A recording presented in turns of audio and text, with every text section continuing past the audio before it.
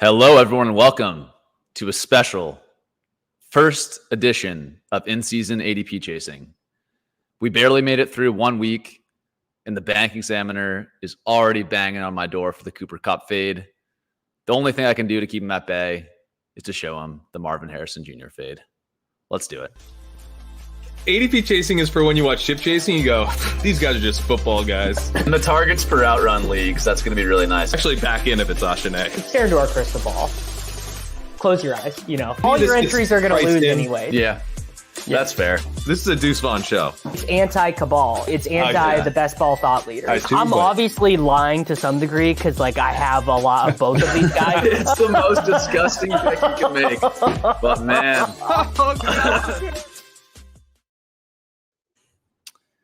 Hey everyone, welcome. First episode of in-season ADP chasing, joined as always by Davis and Pat, who Pat is filming this using the bank examiner, Arthur Smith, sent the bank examiner to Corain's house. Cordarrelle Patterson and Arthur Smith came to his house and took his modem.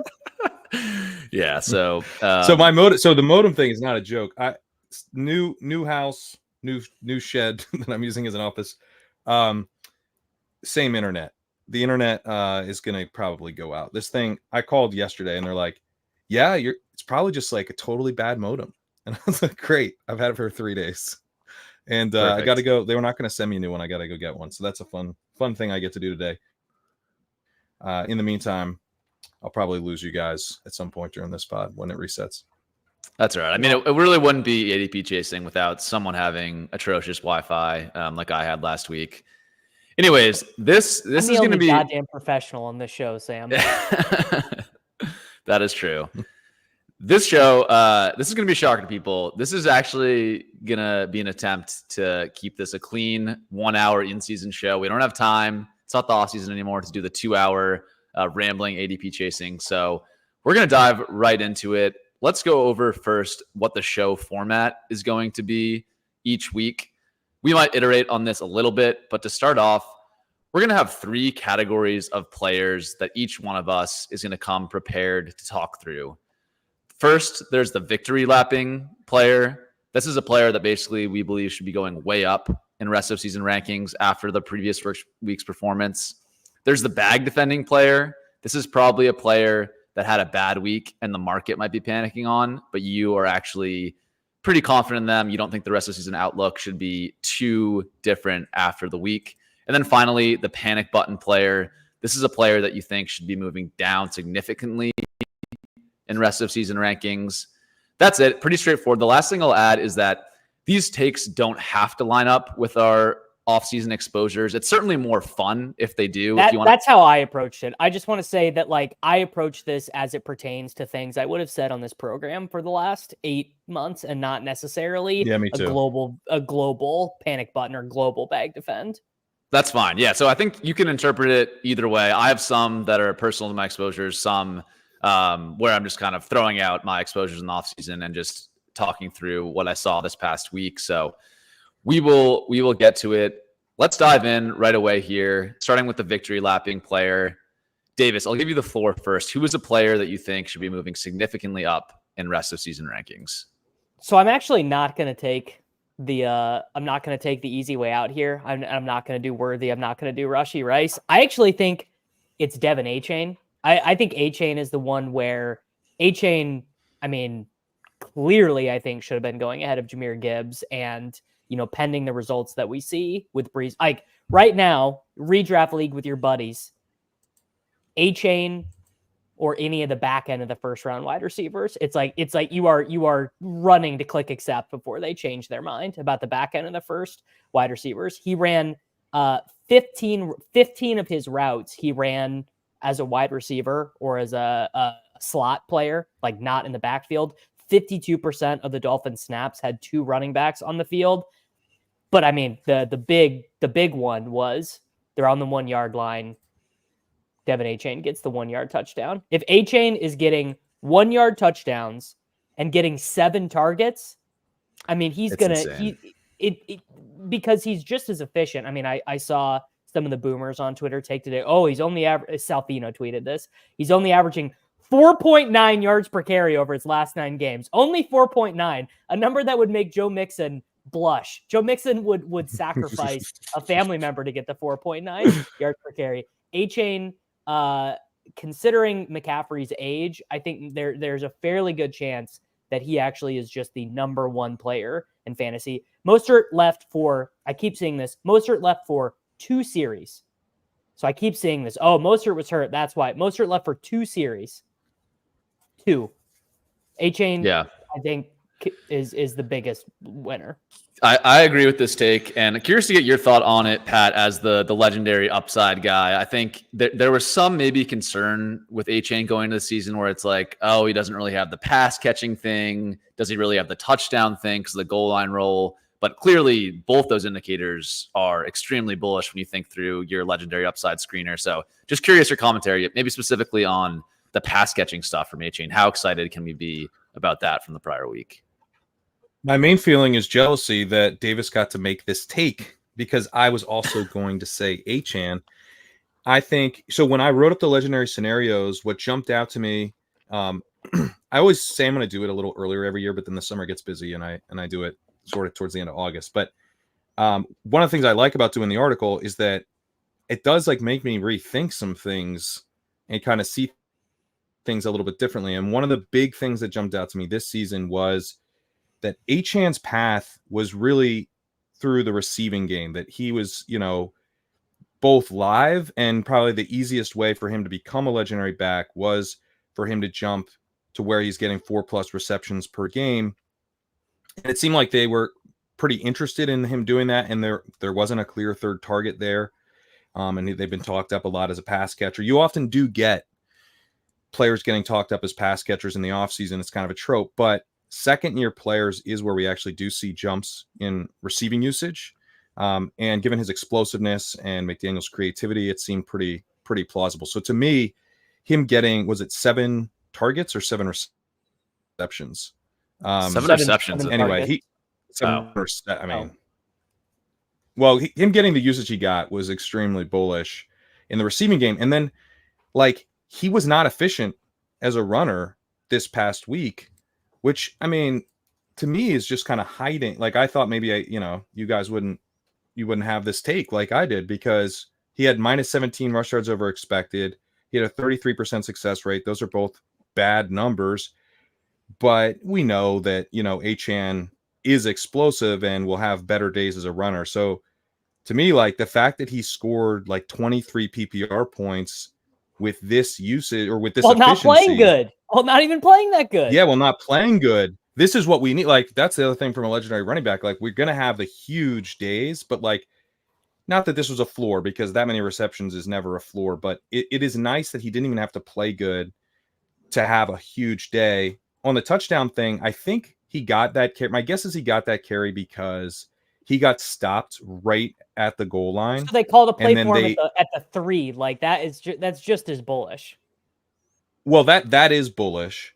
And then the fact that they were let him punch it in, they didn't review it, and they could have reviewed it, and they're let's just give him the touchdown, and then he got it.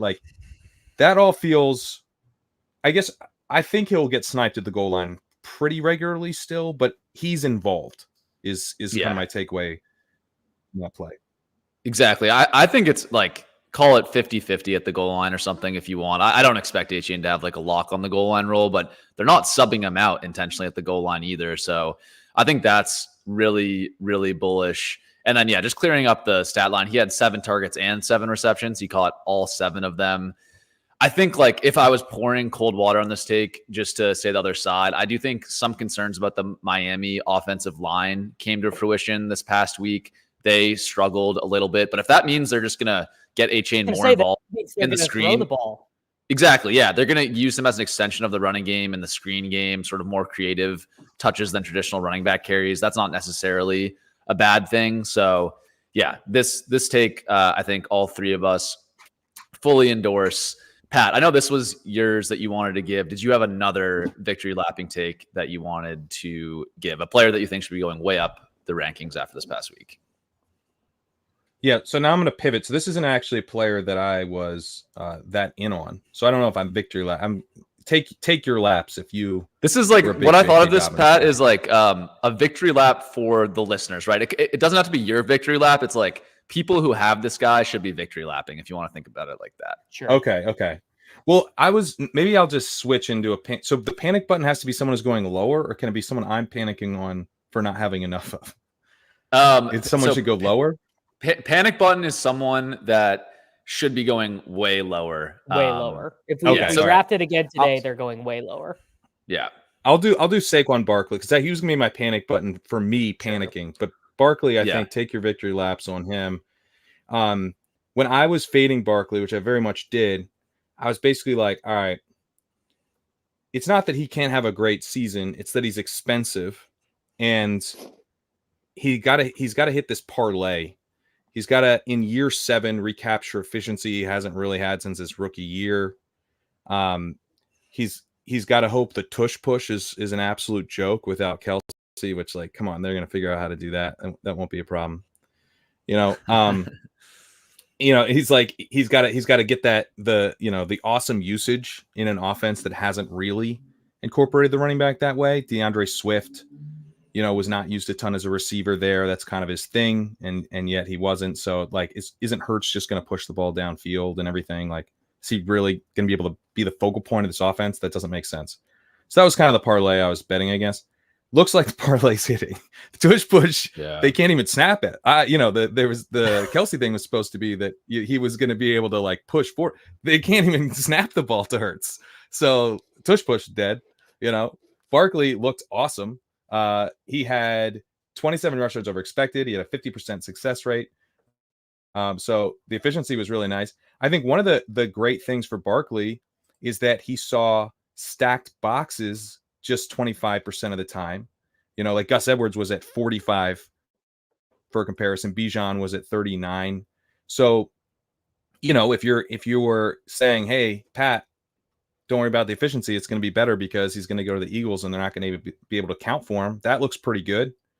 And then they used him a bunch. He was kind of like the focal point in some ways. I mean, not totally. The receivers and AJ Brown still had a great game and everything, but it looked a little bit more like a Saquon offense than I really thought it could.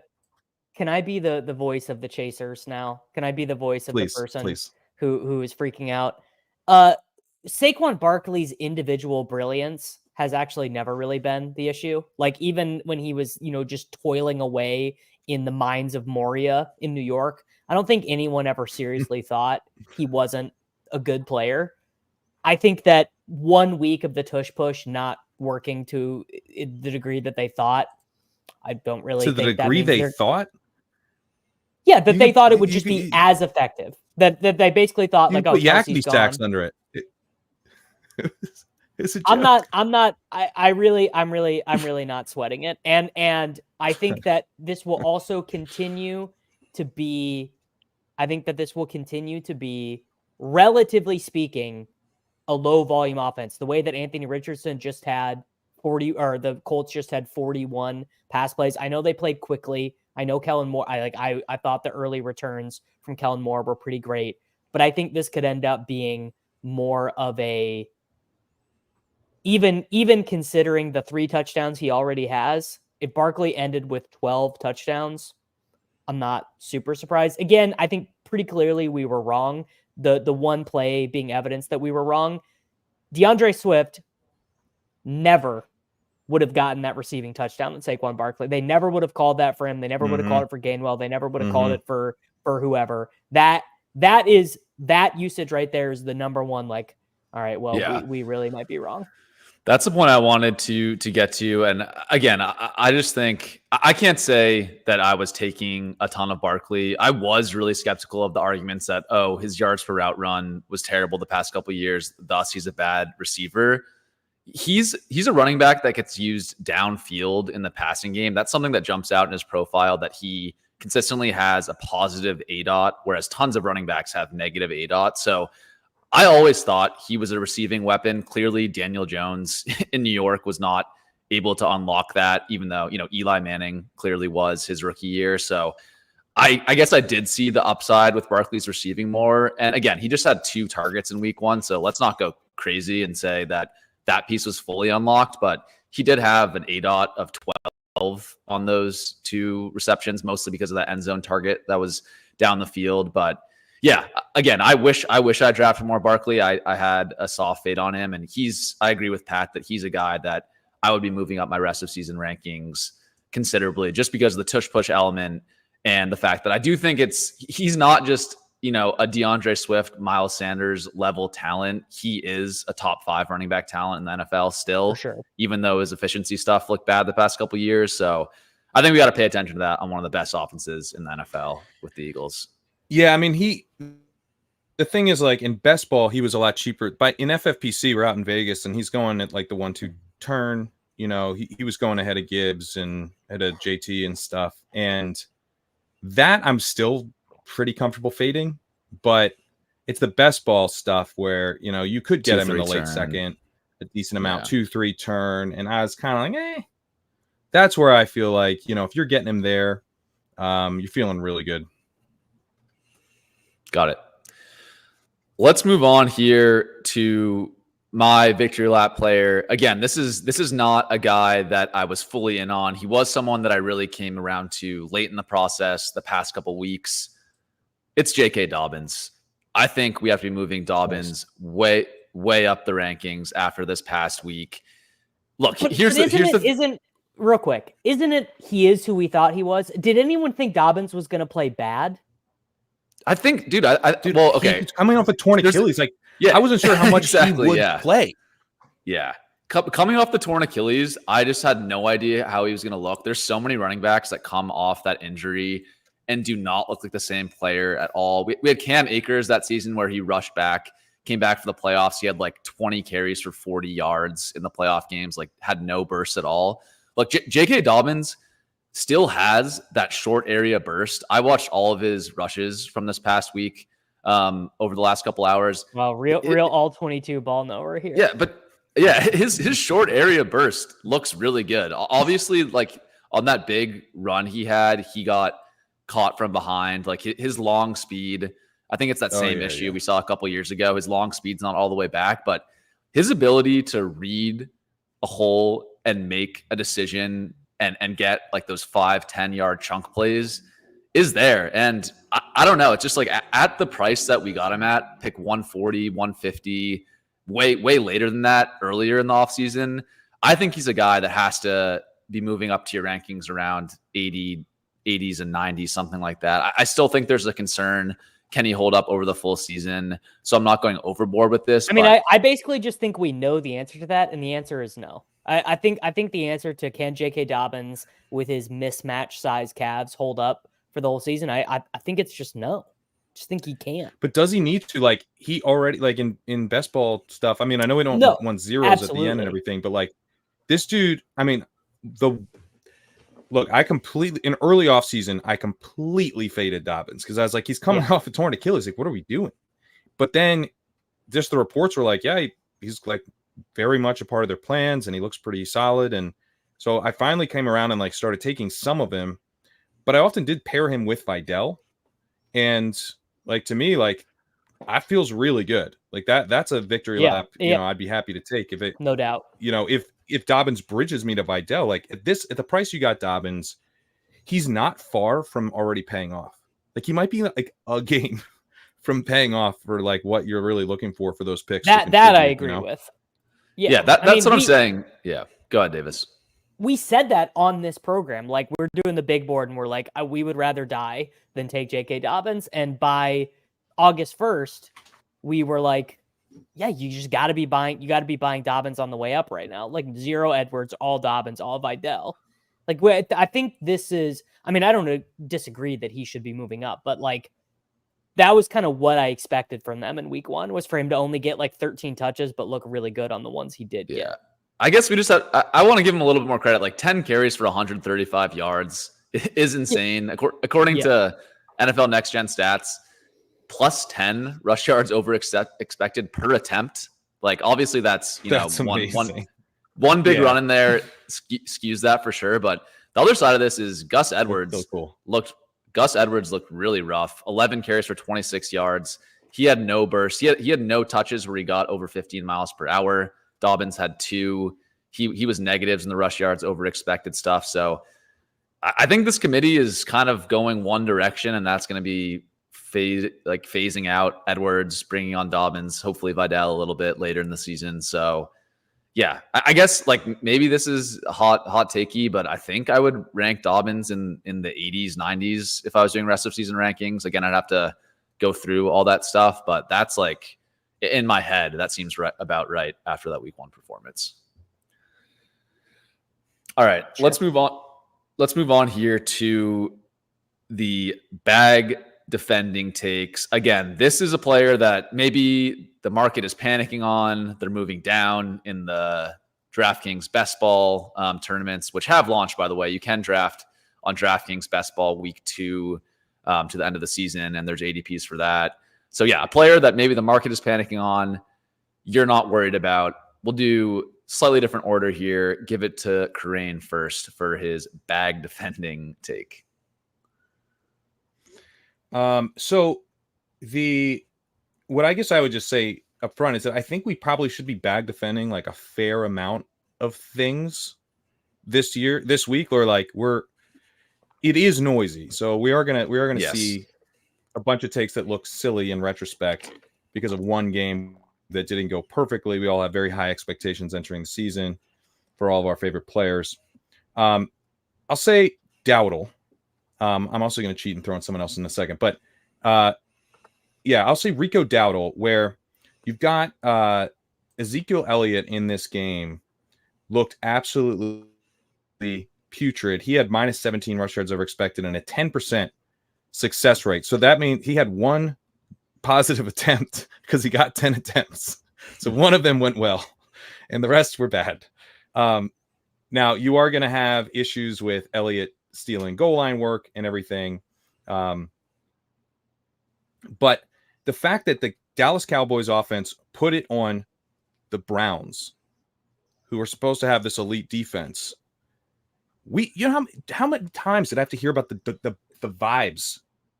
The Cowboys vibes are off. It's the worst vibes in the league.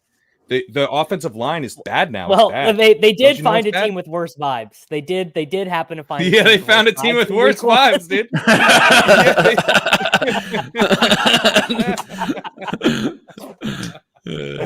Yeah, that's it. It's a vibe seance. It's over. They got rid of it. So this was very bullish to me for the Cowboys offense, for them, the ability to put up points. It didn't go through the running game, and it often won't go through the running game, but like Dowdle was so cheap, and you're betting, and a big part of the bet was that the competition was washed.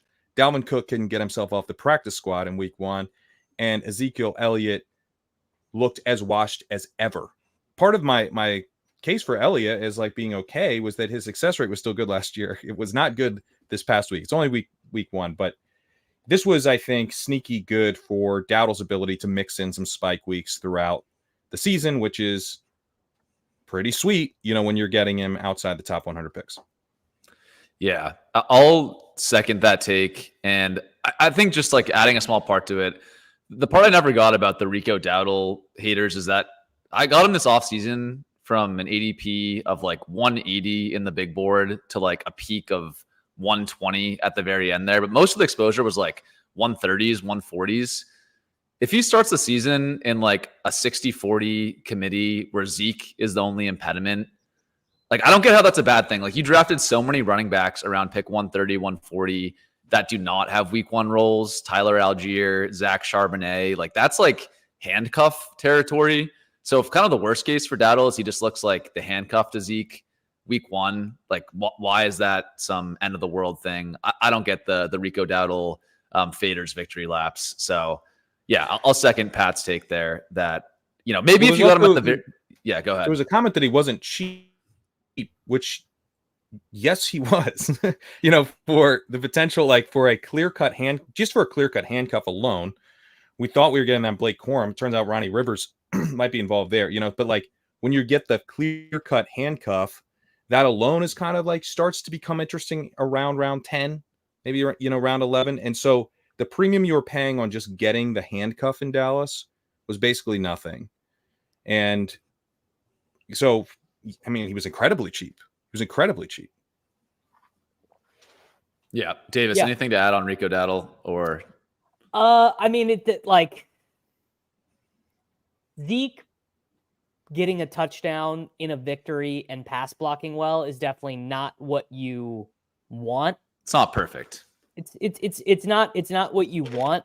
I mean, I think this argument is going to sound what is very similar to what I'm about to say for my bag defending take, but it's basically that you still have the player who is more likely to add fantasy points over expectation versus the player that is going to score fantasy points below expectation, which is what we are going to see from Zeke. Zeke will, like, every game it'll be, he gets 14 expected points and he will score 12.3. And maybe Dowdle will only be a complimentary player, or maybe he won't because the offense Jalen Tolbert was like nothing yesterday. Jake Ferguson is injured. They're not going to have cakewalks like they will, where basically maybe the Browns defense is good, but they just were having to play uphill the whole game because the offense kept putting them in those holes. There will be spots that the Cowboys need a little bit more magic, basically, and Dowdle is much more likely to add that efficiency than Ezekiel Elliott is. Agreed.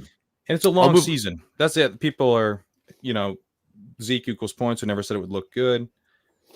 I thought it looked better than that, honestly. So that's where you're, the idea, I guess I would also push back. Someone said he was the most expensive of the handcuffs. I think there's a pretty big difference between a handcuff, which I would say Tyler Algier is, Braylon Allen is, right? And a guy who's in an ambiguous backfield. And yes. I think maybe this is probably always a big part of the Dowdle disagreement that we had, as drafters. But like, to me, this is very clearly much more like a Zach Moss than a Braylon Allen as far as bets go, or like a Chase Brown. This is an ambiguous backfield. It's much similar to Gus Edwards, J.K. Dobbins, those types of bets. So it didn't hit in a huge way week one, but Zeke did not solidify the role that I kind of am not counting on, and like very much not counting on him holding for the full season in a true lead back kind of way. Yeah. And also the bad vibes in Dallas stuff, Dak got paid, CD got paid. I think we can maybe move on from bad vibes season in Dallas. I think people the vibes are better. Yeah, people were far overblowing that situation. I'll move on here to my bag defending take. This was a guy, again, not a guy. This was not like a bank examiner player for me. I didn't have 20% plus exposure, but I had a decent bit of tight end Trey McBride. I checked. I had 11% of Trey McBride.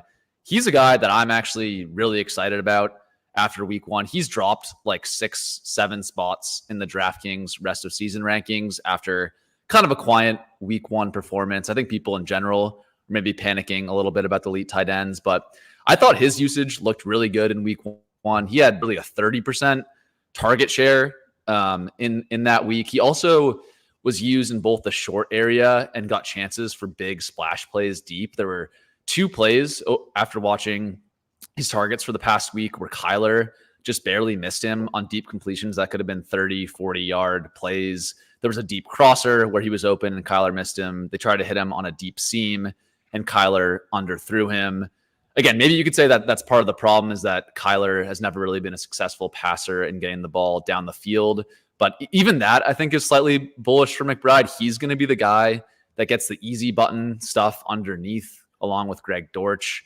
And yeah, we maybe don't have to go fully into this side of things, but people, I think, were worried about Trey McBride because they saw Marvin Harrison Jr. as a guy that would immediately come in, get a 30% target share and kind of push him aside. I think there's enough concern about what we saw in Marvin Harrison in week one that I think Trey McBride, I feel better about him being the primary pass catcher in this offense, at least for a good stretch of the season. So yeah, if I'm buying low on one of these elite tight ends, Trey McBride is the guy that I'm going after. He's young. Still think he showed a ton of burst in week one. And I'm not overreacting too much to kind of a weak box score. He was like 2 near misses away from just like smashing. Like he very easily could have been the recipient of the touchdown on the Kyler scramble drill. I've seen this take floating around this morning that people were like disappointed with how Kyler played. Like Kyler like had them in a position to win a road game against the team that is third in the odds to win the Super Bowl, and like scrambled pretty well, like played pretty effectively. I guess you could be fairly upset that they didn't get the win in the end. But yeah, I if you could get McBride in any of your home leagues, or I mean, even if there's a buy low window in Dynasty right now, like this is a great time to be selling picks to 2025 picks, because everyone's watching these college games and Ashton Jeanty is on pace for like 9 million yards and things like that.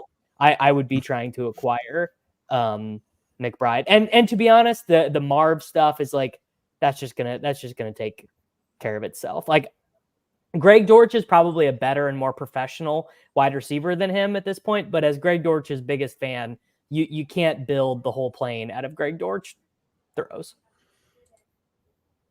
Pat, any? I mean, Harrison not hitting the ground running. I think Harrison not hitting the ground running is good for him. I think that for bag defending Harrison, that would also make sense. Where although he was very heralded, I expected his debut to be better. He's a rookie wide receiver, and so we shouldn't judge his career off of one game or even his rookie season off of his first game. So, I do think that McBride probably does face headwinds from Harrison at some point, but certainly this is bullish that Harrison wasn't immediately like the key to the offense, that they're, the engine of the offense. Yeah. I'd also just encourage Hayden Winks in his, not his main Twitter account. I think he has one called Winks Tape. He did an interesting cut up of Marvin Harrison's routes from week 1. Just some weird stuff going on there. I'm definitely not overreacting to that too much. I still think Marvin Harrison's going to have a good season, but it was an ugly debut. It's fair to say that it was a pretty bad debut for Marvin Harrison. So it's just something worth noting, something to keep track of. Davis, I'll give it to you for your bag defending player. Yeah, I mean, look, I think people probably want me to be like, oh, Chase Brown, he's going to 0. He doesn't have a role. That really was not my perception of the game. He actually played on more of the passing downs than I thought he would. Now, like the obvious pass blocking spots, Zach Moss came in, but it seemed like they made a real effort to get him the ball as a receiver.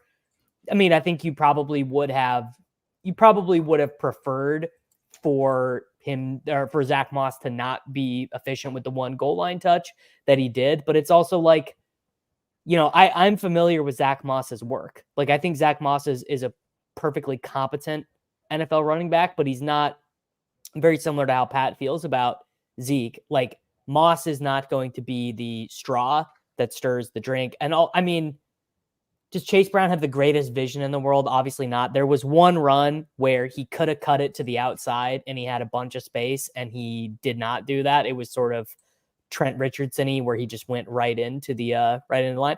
And I mean, also, like, we were making fun of the Browns for having bad vibes. The Bengals, I guess the Bengals they like their quarterback. Like, their quarterback is like a person that people like. But I mean, I'm going to forget the name of the guy. Someone just posted a podcast this morning that Joe Goodberry was doing quotes from, where it was someone who was in camp with, like, talking to Jamar Chase's camp. And Jamar Chase's camp was like, this shit sucks, dude. Like, he's having a bad time. He would like to get paid. The Bengals basically don't have the cash on hand to pay him. Everyone kind of knows that. So it just sucks. Like, it's bad. Davis, I have a question for you. Are you doing the Windhorse meme with the T. Higgins hamstring injury at all? Like, do you think? Do you think there's anything there? No. I'm saying that, like, you look at all the wide receivers. It all fell apart without him, Sam. It fell apart without him. That's very curious. But the angle I was going with is that literally all the wide receivers in Higgins and Chase's draft class have gotten the bag. Ayuk, Amon-Ra, Jefferson, Devonta Smith, Nico Collins. You can name any good wide receiver. Even Jerry Jeudy got a bag from that draft class, and these two guys are way better. He wasn't in that draft class. He was not in Higgins' draft class. He was in the draft class after that. No, the Chase draft class. He was in the draft class after. Okay. What? Sorry, So I are we mixed it up. talking But T or are we talking Chase? my point is both of their draft classes, every good wide receiver in both of their draft classes Okay. have gotten My paid. bad. They are literally the two guys that have not gotten paid. So it must just, like the point Davis is saying, it must just suck for them knowing that they're good enough to get this $80 million guaranteed contract and the Bengals are too cheap to pay it. Like that must just suck for them going out every game knowing if they tear their Achilles, tear their ACL, they're not financially protected. So I don't know. I'm still giving the Bengals the benefit of the doubt a little bit, compared to some other disastrous week 1 performances from like the Browns, for example. Like I do think the Bengals will figure this out, but man, it does suck for these two top wide receivers to not have the financial security that they deserve. So like the Windhorse meme would be like, I think T. Higgins' hamstring probably was hurt. But was it really hurt or was it hurt? So it's like and can you blame him?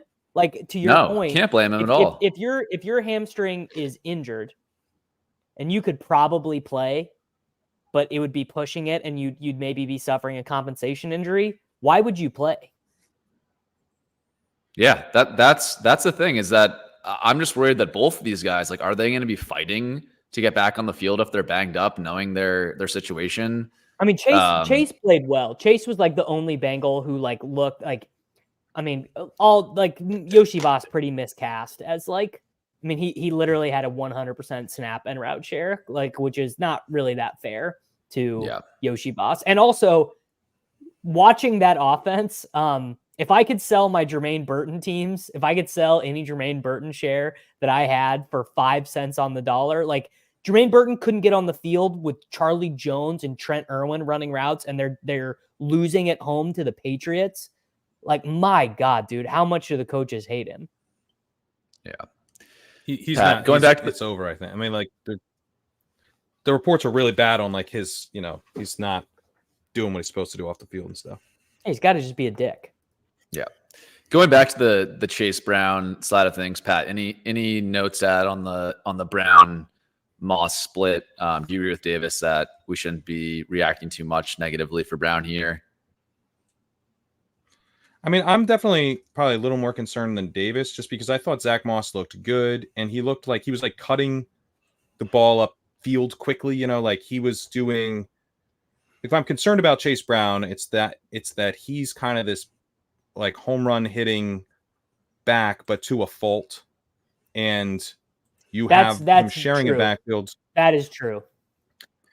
You have him sharing a backfield with a guy who just like gets the job done, and Moss, I thought looked pretty good. He had a 67% success rate per NFL Next Gen. Brown was actually at 67% too, so maybe ultimately, it's not a big deal, but like.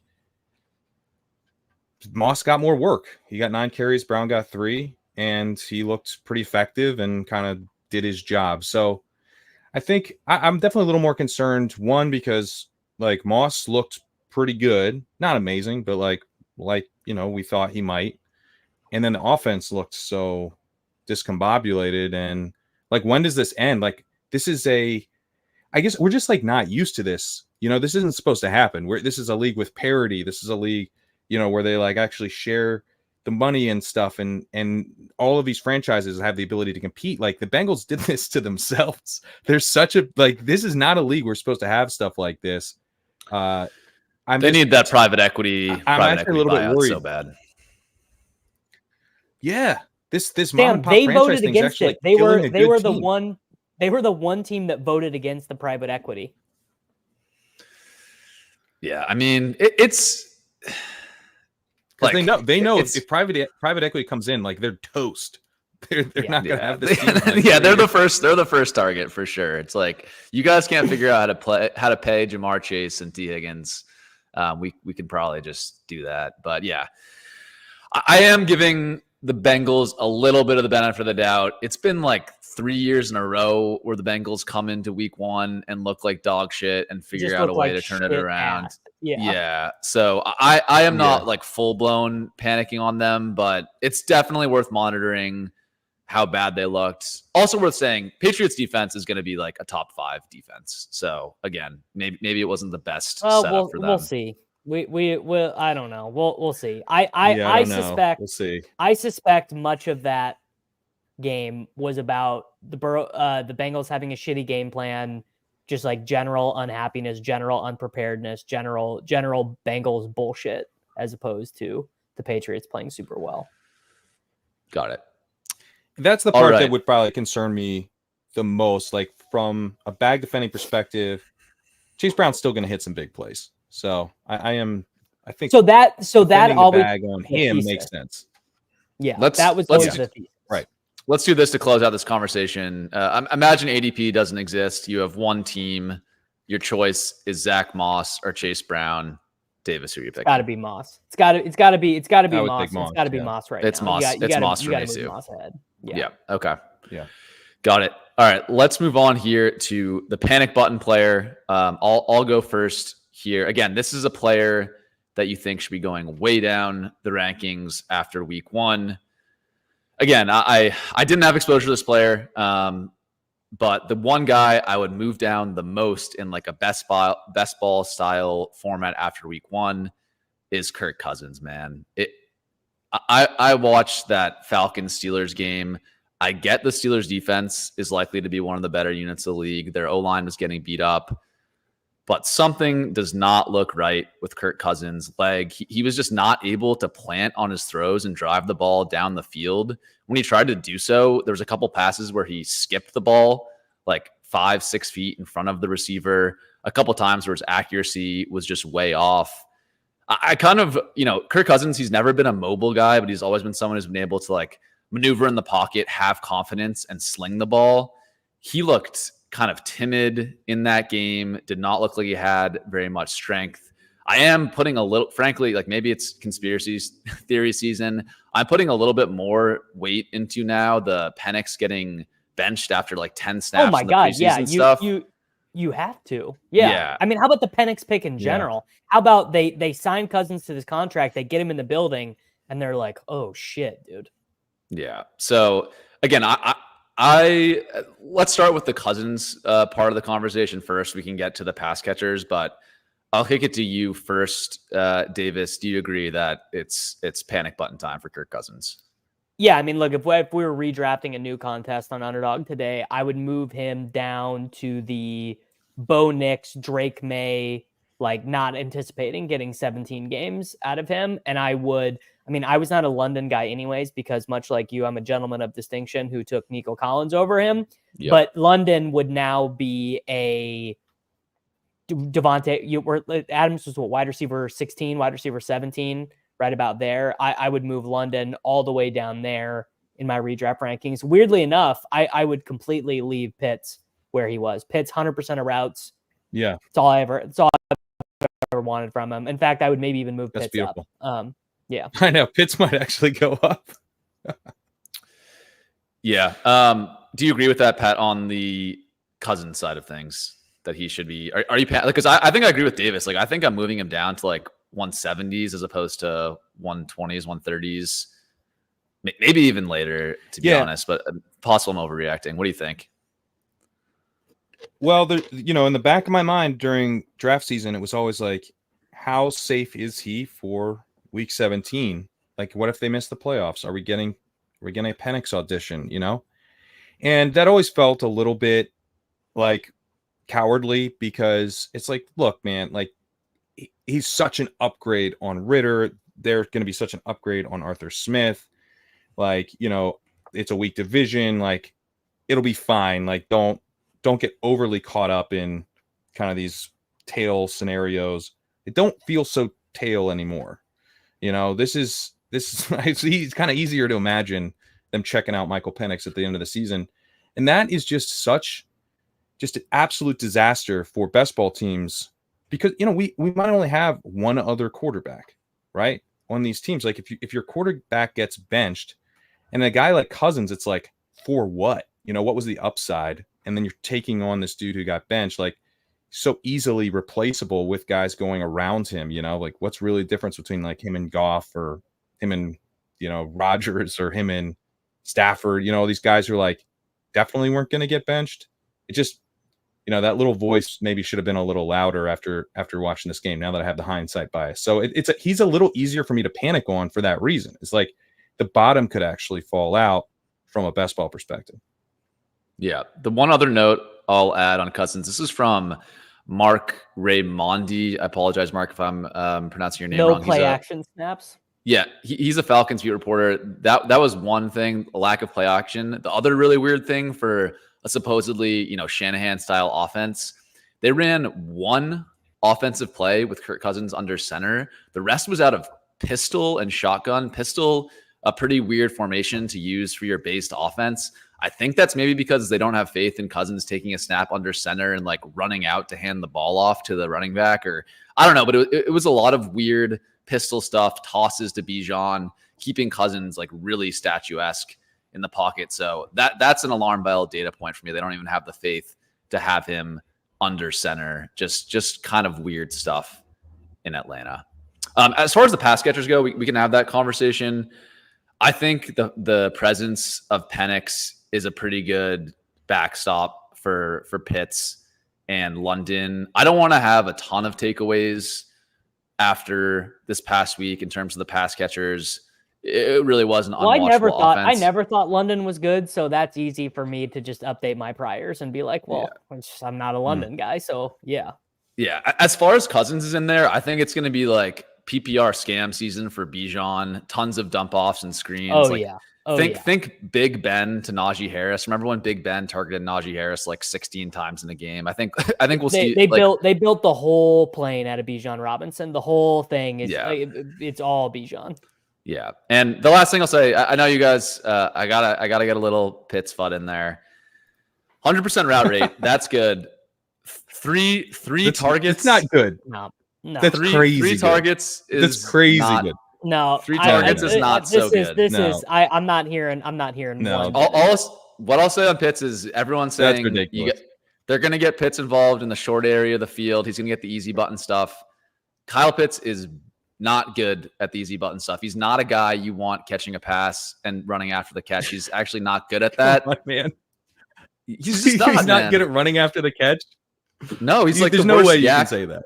He's like the worst yak tight end, like in the data. All of his stats are like they're Desmond Ridder, Marcus Mariota. Like, I think the fact that he ran 100% of routes as a tight end, like think of like Sam, like they're coming in with a new system. They're coming in and like we don't really know how they actually feel about Pitts. Obviously they're gonna say nice things, but he hasn't been that great over the last couple of years. Like his stats haven't been good. He had the really good rookie year, and then it's not been so great since. The fact that they had him run a route on 100% of dropbacks is like kind of insanely bullish from the who they think he could be in their offense perspective. Now, you're right. Like maybe he just isn't good. That like we don't have much more evidence of that. But it's going to be thin because it's 1 week. So it's going to be hard for us to take too much away of like, is he actually, better or worse than we thought? But we can get a pretty good sense of what his role in the offense is going to be. I mean, tight ends just don't really get used like this. Yeah. Again, I had a really long DM conversation with Leone last night. He got really angry at me. And Leone is right, dude. Let me be clear that I don't think 100% route participation is bad. I just don't think three targets when Ray McLeod had like 7 is good. So but your bar's a little high, isn't it? Like if he got 5 targets on 100% route participation, we'd be like, he should have been a second round pick. If he got 7 targets, he'd be like, he should have been the first round pick. Why was there even a discussion about who the tight end one was? Like we would be, you're setting the bar at just below levels where we would go nuts. Seriously, with 100% route participation, if he had 7 targets, we would be going nuts. Who is the Falcons like backup tight end? Like who is the guy they're supposed to be using over him? We learn names all the time. We learn Charlie names constantly. Charlie. Is it still Charlie Warner? Yeah. I actually already knew that name. That's a name I already knew. Yeah.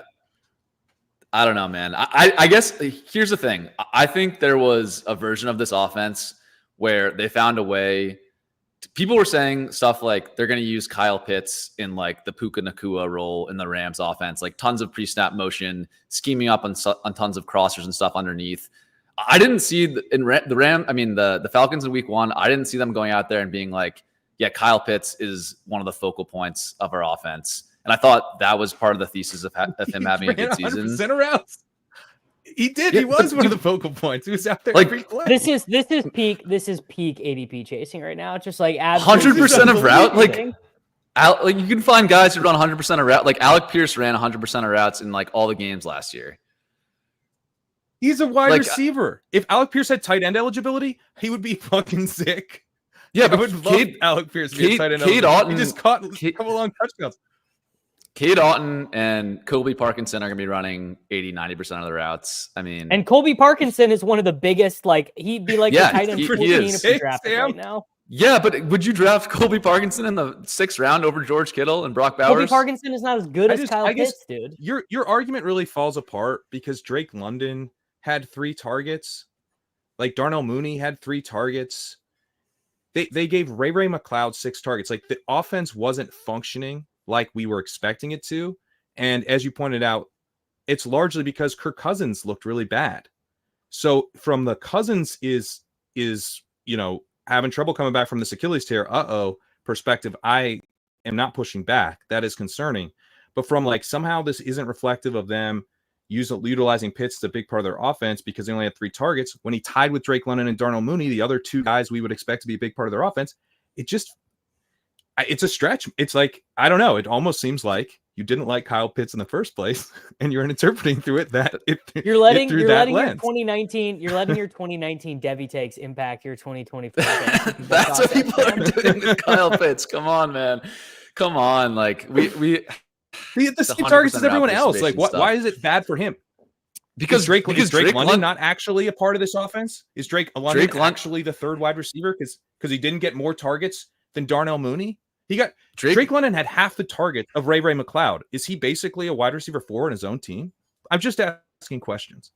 Okay, but Drake London didn't get, outproduced by Jonnu Smith last year. Drake London was actually good last year. Like don't we have Drake London was not actually good last year. He wasn't that good. Compared to Kyle Pitts, he was actually really good. And also, I don't know, man. It's we have 2 years. Wasn't that good.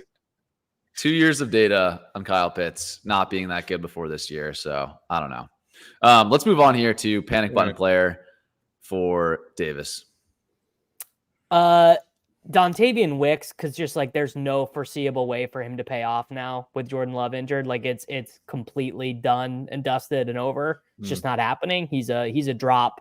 You can just completely move on from that guy. He would go down a lot of spots at wide receiver.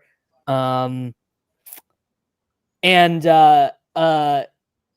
any Bears wide receiver, just like Bears wide receiver takes in general, because Caleb did not hit the ground running. Like I truly in my heart of hearts believed Caleb was coming out 260 passing yards, 65% completions, just like kind of like really competently looking. Not this panic button is like not like I'm sending them to 0. You just took mine. You took mine because you did too. Yeah, sorry. I was gonna do the Bears. You can do the Bears. Go do the Bears. Do the Bears.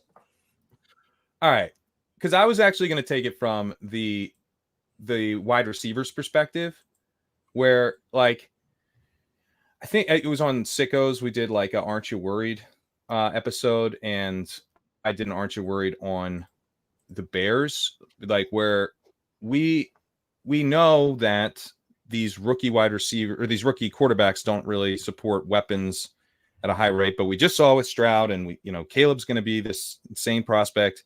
He's going to be awesome right away. And so, in fact, what we should do is take 3 of his wide receivers in the top 65 picks. That's definitely going to work, and didn't work this past week. DJ Moore led the group with 1.16 yards per out run. Keenan Allen 1.12. No one told me that the fat Keenan thing was about his ability to get his hands up. I didn't realize that was the problem. Rome Odunze 0.39 yards per hour, only had 1 reception on 3 targets. Obviously, they'll have better days, but it did you look at the EPA per play, and Caleb Williams was really, really bad. The only quarterbacks worse in EPA per play, he's like tied with Cousins, and then the guys worse were Bryce Young, Will Levis, Bo Nix, Daniel Jones, and Deshaun Watson. So it was definitely like, was it a concerning debut from, will Caleb Williams be a good NFL quarterback? Not really. Was it a concerning debut from we drafted his weapons like he was immediately going to be awesome? Yeah, it was a little concerning. Yeah. I think I would give Caleb and the weapons a little bit more time. One note there is, of course, I'm not.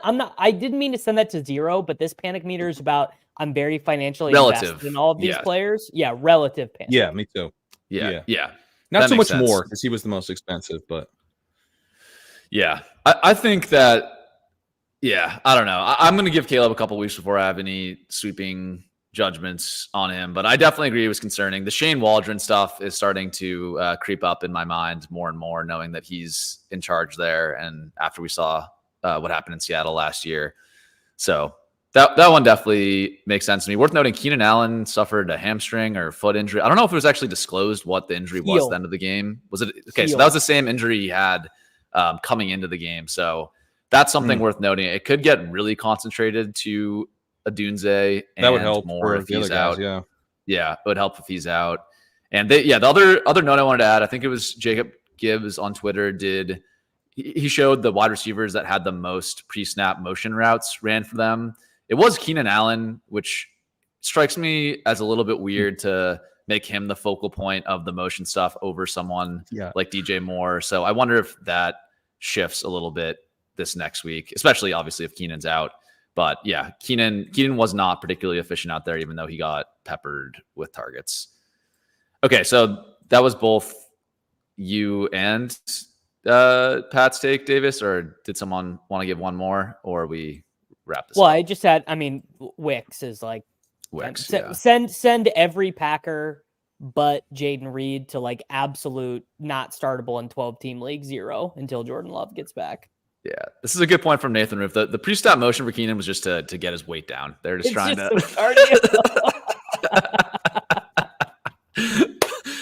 DJ, they asked DJ Moore about Keenan. They asked DJ Moore about Keenan after the game, and they said he's fine. He's just old.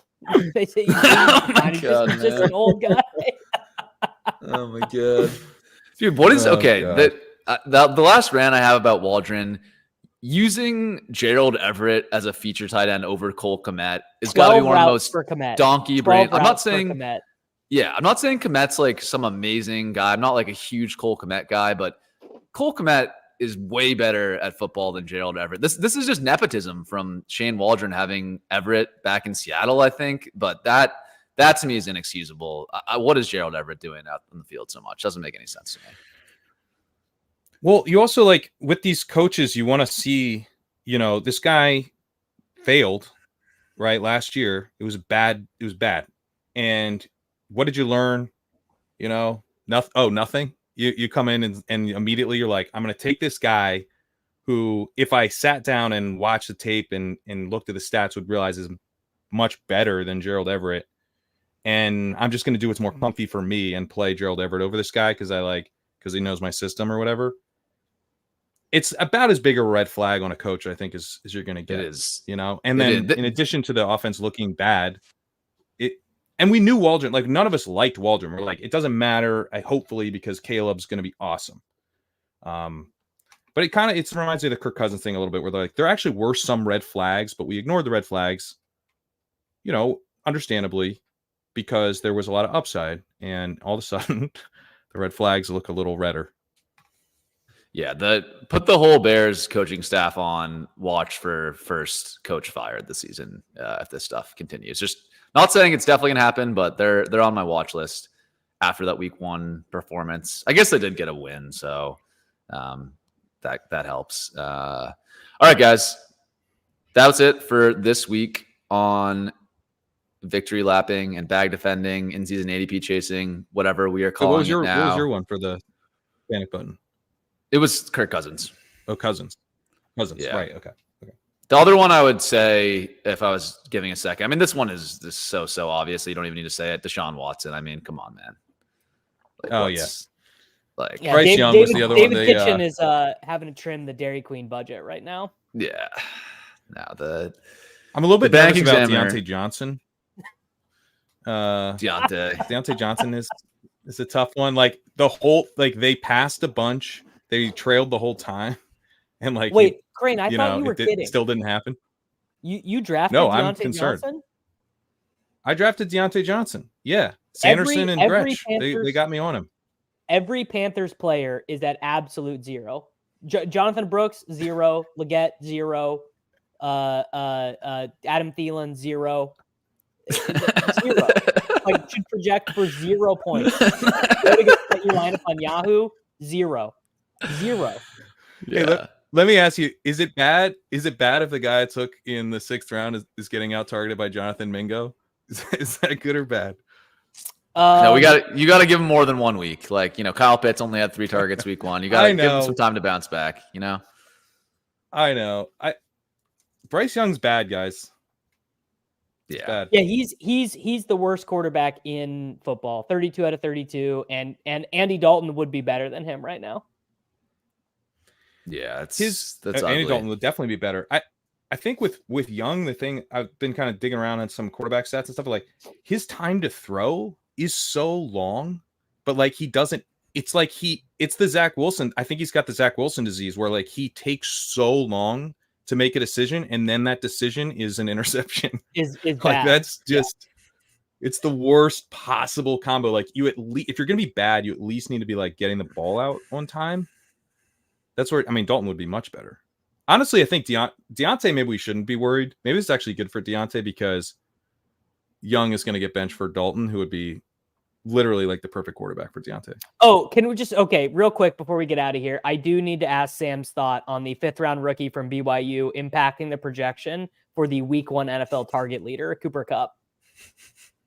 Yeah, man. I mean, if I could predict injuries, I obviously would have been He had on 5 receptions before Puka got injured on 2 drives. Yeah, no, the cup usage was really, really strong. They came out of the gate, clearly wanted to make him a feature point of the offense. Yeah, the Puka stuff, I guess if we have time, everyone's saying that like, oh, we should have known about this, which I think is fair to say. There were some injury concerns. I don't think he looked limited or hampered at all in his handful of plays before he got injured. So no, he didn't. He looked good to me. So I guess you can victory lap and say, you idiots shouldn't have been drafting Puka. He was already injured. He looked spry and fast to me. Maybe it is a pain tolerance thing that we should have seen coming. He got banged up on his knee and couldn't fight through the pain anymore. We'll see on that one. That really sucks for Puka. I will just say the Kupp would have been a good pick even if Puka was healthy. Now the fact that Puka looks injured is going to make Kupp like the ultimate PPR scam of all time. So if you drafted Kupp, obviously you should feel good about that. You're saying the guy who does have the record for most PPR points in a season might actually have been a good fantasy draft pick. I just want to get this straight. Yeah, no, that's when you put it like that, it really makes me wonder. No, I mean, here's the thing. Here's the thing with Kupp. Davis trying to make this as painful as possible. It's insane. I get this it. should be the signal. I hate every player over the age of 24, like ever. I throw them away immediately. When me of all people is telling you maybe draft Cooper Kupp, that should have been a pretty loud signal. I'm just saying, are you that's not true. worried Honestly, about, that's a really good point. Are you not worried about Kupp hitting the target cliff? 21 targets in week 1. I mean, what I am worried about is the offensive line. I mean, as a Kupp bag holder, I am worried about the Rams offensive line and just basically the systemic risk. Kyron did not play well yesterday.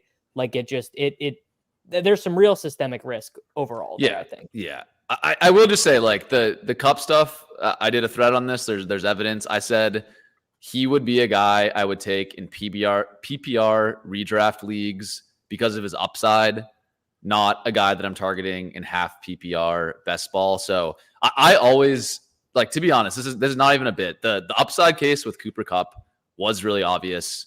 it's definitely possible I was not factoring that in enough. I do think you had to acknowledge the volatile downside of an aging player coming off a lot of injuries. But clearly the Pro Cup people were right.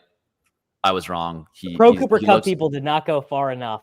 I think you could have gotten there with Cup. I don't think it was great process, but you can get there without having good process, much like I did with Justin Fields in our bet.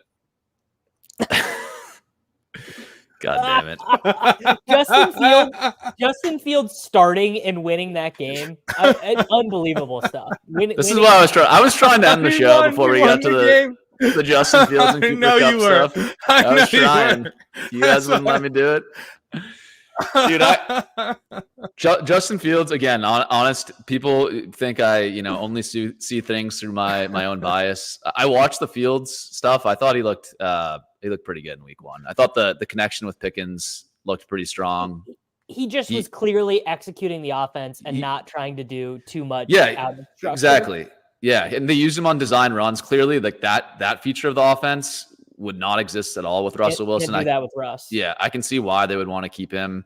And so, yeah, I took a decent bit of Fields as a third quarterback in best ball at like pick 190. People who took him in the eighth round in the big board, I still think that wasn't the right call, but they might get there though. They might get there. They might get there. They might get there. Here's a real question. Let's say they win this game. Fields executes the offense. Arthur Smith and Tomlin, they have their meeting and they're like, dude, we cannot go back to Russell Wilson. Like it just we can't look our guys in the eyes. They already had that meeting. That meeting happened. What happens with Russ? Do they cut him? I don't know. He seemed pretty happy wearing his shoulder pads and walking around while he was out. That was hilarious. I couldn't hate that guy more. I don't like. What is the difference between what he did yesterday and like a kid in a Halloween costume? Like that, like he was dressing up as a quarterback, like he was out. He dressed up. Yeah, I think obviously there's lots of teams that could use the 28th best quarterback in football. So maybe he gets cut. Maybe they trade him. Maybe there's a trade. Maybe they trade him to the Falcons. Falcons need a quarterback. Oh God. Yeah, we'll see. Fields will be tested in a game where they actually have Packers to throw need a quarterback. Back to Wisconsin, where he went to college. Yeah, the love stuff seems. It goes full. The love circle. stuff seems okay. I think he's gonna be all right. The Jordan Love stuff. It seems like he dodged a bullet there. He's gonna miss a month. Yeah, I don't know. I heard some optimism. It could be even shorter than that potentially. You cannot bring Jordan Love just got paid $1 bazillion. You can't. The Chiefs did the same thing with Mahomes. They kept him out 2 games after he suffered the knee subluxation. Like they did not want to get him back in too quick. Yeah, but that's what I'm saying. It was 2 weeks, right? Like it's not that. But long. his was not an MCL sprain. His was the knee subluxation. People think that he has the MCL sprain and the knee subluxation, both. Yeah.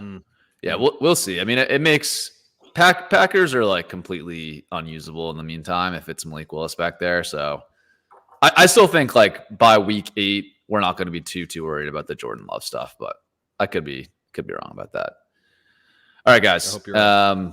You're not making me take any more painful L's. We're getting out of here before you bring up someone else. Just let the record show. I could have talked about Marvin Harrison Jr. I could have talked about elite tight ends. I didn't rub salt in the wound there, but Pat and Davis did not give me the same courtesy that I gave them. If we would have gotten the second group of tight ends didn't look so good either. I mean, what we did, all of tight end is a wasteland apparently. Yeah, if we would have gotten to tight ends, that would have been another hour of the show. Maybe Njoku was on track for 100 yards and he got injured. Ferguson got hurt. Bowers cleared the rest of them pretty easily. Eight targets, I think. And we got Kittle tonight, who I somehow psyoped everyone into getting on the non. You didn't. We knew it. No. He's on my side. He's on my side of the debate. I see what you're doing. All right, Pat. Let's get out of here. I think everyone knows where to find us. Won't do that whole thing because we got to go. We'll be back next week, same time, Mondays 11:45 Eastern for some more bag defending and victory lapping. This is ADP chasing. We'll see you guys next week.